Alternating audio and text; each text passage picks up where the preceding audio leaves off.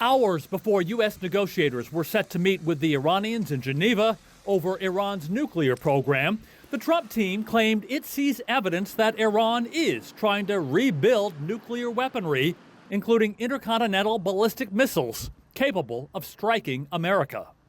But the principle is very simple. Iran cannot have a nuclear weapon. If they try to rebuild a nuclear weapon, that causes problems for us. And in fact, we've seen evidence that they have tried to do exactly that. After their nuclear program was obliterated, they were told not to try to restart it. And here they are. You can see them always trying to rebuild elements of it. They're not enriching right now, but they're trying to get to the point where they ultimately can.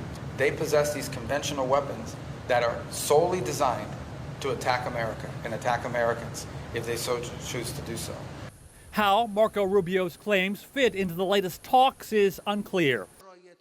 Tehran and Washington continue to mix olive branches of diplomacy with ominous warnings of war. If you choose the path of diplomacy, where Iran's dignity and mutual interests are respected, we will stay at the table. But if your decision is to repeat the last experience through deception, lies, flawed analysis, and false information, then without a doubt, you will feel the forceful punch of the Iranian nation.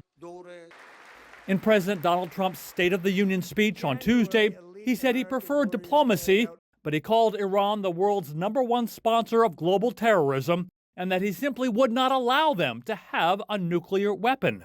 Iran's foreign minister said this week that under no circumstances will they ever develop a nuclear weapon. But will that convince the Trump team? If Trump does attack, Iran says it would target U.S. military service members around the Middle East in retaliation, in what could launch a wider Middle East war.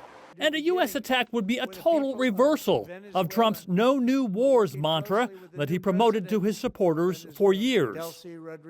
He did not come close to giving a rationale for military action against Iran, which is infinitely more complicated than what they did in Venezuela. It's a very large, very sophisticated, very well military armed nation.